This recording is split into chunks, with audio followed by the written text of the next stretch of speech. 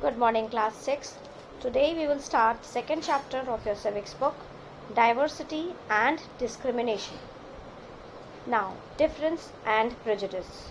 There are many things that make us what we are: how we live, the language we speak, what we eat, wear, the game we play, and the things we celebrate. All of these are influenced both by the geography and history of the place where we live. You will get an idea of how diverse India is if you look even briefly at the following statement. There are 8 major religions in the world. Every single one of them is practiced in India. We have more than 1600 languages that are people's mother tongue. That is obviously that they speak at their home. And there are more than 100 dance forms. Yet this diversity is not always celebrated. This is because we feel safe and secure with people who look, talk, dress, and think like us. Sometimes when we meet people who are very different from us, we may find them strange and unfamiliar. At times, we may not understand or know the reason why they are different from us. People also form certain attitudes and opinions about others who are not like them. Okay, so before we proceed, what is prejudice? Prejudice, you can say, it is like an opinion which is preconceived. That is like somebody who has, if I talk about something and you have certain opinion about it before even knowing what it is. And so it is that like preconceived opinion that is that is not based on the reason or actual experience. It is just that presumptions and assumptions are the basis of it.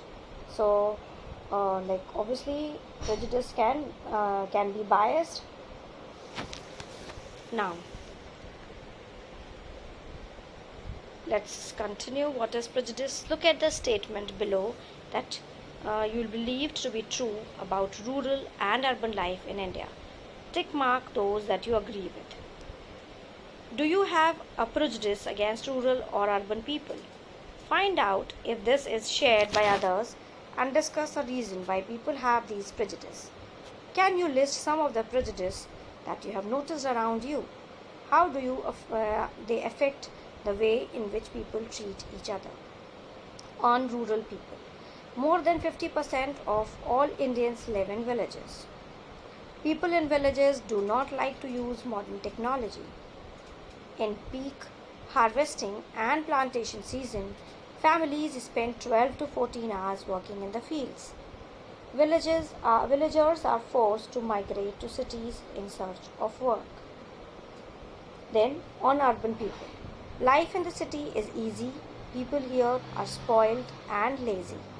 In cities, families spend very little time with each other. People in cities only care about money, not about people. Living in a city is expensive. A large part of people's earning is spent on rent and transport. Some of these statements see villagers are ignorant and see people in cities as money-minded and lazy. When our opinions about certain people are always negative, seeing them as lazy, stingy, as some of these statements, then these become prejudice that we carry about them. Prejudice means to judge other people negatively or see them as inferior. Please learn this definition. It means to judge other people negatively. So obviously prejudice will not have something positive. It will have negative opinion, negative thoughts, or see them as inferior. When we think that only one particular way is the best and right way to do things, we often end up not respecting others who may prefer to do things differently. For example, if we think English is the best language and other languages are not important, we are judging these other languages negatively. As a result, we might not respect people who speak languages other than English. So this is prejudice. Like if we have this assumption that since we can speak in English and talk in English, this is the best language, And if somebody is talking to us in Hindi, then we look at that person like, or give them that those inferior looks or treat them as inferior to us. So that is what prejudice is. We can be prejudiced about many things: people's religious beliefs, the color of their skin, the region they come from, the accent they speak in, the clothes they wear, etc. Often, our prejudice about others are so strong that we don't want to form friendship with them. At times, we may even act in ways that hurt them. So that can be intentional, that can be unintentional, but then just because we are behaving in that way, that can hurt them. Now, creating stereotypes. All of us are familiar with gender differences. What does it mean to be a boy or a girl? So children, you must have seen that sometimes if you go to purchase something, maybe like there is a new member in your family, a baby boy or a baby girl is born, and people go to purchase some gifts for them. So if the baby is a boy, then people feel that okay, fine, let's buy cars or aeroplanes or guns. And if the baby is a girl, people feel that they should get some dolls, and or maybe if the dresses are being bought for girl, they prefer to purchase pink, and for boys people prefer to purchase blue. This is something stereotype. Many of you would say we are born as boys and girls. It is given. What is there to think about? Let's see if this is the case. Arrange the statements given below in these two sections according to what you think is appropriate for the section. So they are well behaved, they are soft spoken and gentle, they are physically strong, they are naughty, they are good at dance and painting, they don't cry, they are rowdy, they are good at sports, they are good at cooking, they are emotional. So if you have to segregate these points between boys and girls, we will say that girls, they are well behaved, they are soft spoken, they are good at dance and painting, they are good at cooking, they are emotional. On the other hand, we say that for the boys, we will say that they are naughty, they don't cry, they are rowdy, they are good at sports. So these points will be written in this boys section. So this is what stereotype is. It's not necessary that if a child is a boy, or a person is a male, he cannot cry or he should cry, because crying doesn't show that it is that the person is weak. It's just the emotional outbreak. If we take the statement they don't cry, you will see that this is a quality that is generally associated with boys and men. As babies or children, when boys fall and hurt themselves, their parents and other family members often console them by saying, "Don't cry, you are a boy." Boys are brave, they don't cry. As children grow up, they start believing that boys do not cry, so that even if a boy feels like crying, he stops himself from doing so. He also believes that crying is a sign of weakness.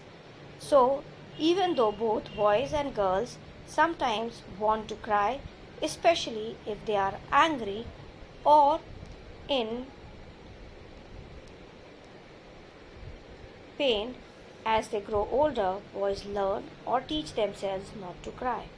If a grown up boy cries, then he feels that the others will either tease him or laugh at him, and so he stops himself from doing so in front of others. So now let's see what is there on this page. People say all sorts of things. I limp, I lisp, all this and more. Sometimes I feel so bad and sore. Folks make fun. It's nothing new. If you were I, what would you do? So you can see that this child is saying this. So obviously, like anybody can be in his place, and if some other people are making fun, so we won't like it. I am a person, I feel shy. From staring eyes, I want to hide. Just because my legs are wobbly, people think my mind is wobbly too. So the children you see in these illustrations are seen as disabled. This term has been changed, and now the term used is children with special needs. Now you don't call them as disabled, we call them children with special needs. Common stereotypes about them are given in large letters. Their own feelings and thoughts are also given. Discuss what these children are saying about stereotype regarding them and why. Do you think children with special needs should be a part of regular schools or study in a separate school? Give reasons for your answer. So now you people will have different opinion that these children should study in the regular school like you people, or they should have some different school, and like you will each one of you will give different reasons for it, that we will discuss in the live class. So please remind me that we will discuss it in the live class. Now children, uh, here we have stopped. This is the way boys are, and this is how girls are. These are the statements we hear constantly and accept without even thinking. We start believing that each one of us must behave accordingly. We fit all boys and all girls into an image that society creates around us.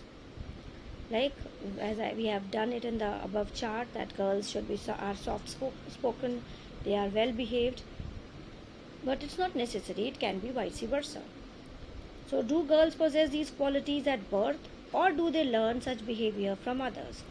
What do you think about girls who are not soft and gentle and those who are naughty?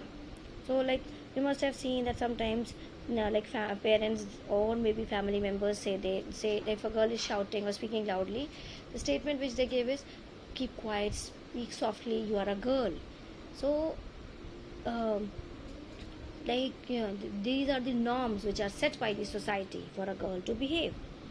When we fix people into one image, we create a stereotype. When people say that those who belong to a particular country, religion, sex, race, or economic background are stingy, lazy, criminal, or dumb, they are using stereotypes.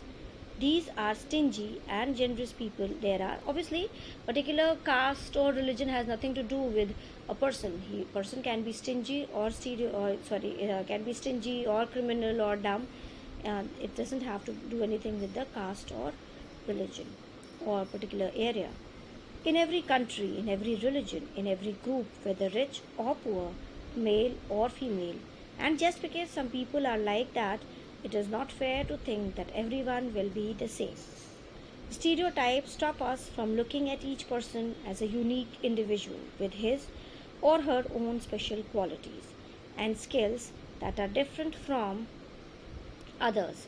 They fit large numbers of people into only one pattern or type. Stereotypes affect all of us, as they prevent us from doing certain things that we might otherwise be good at.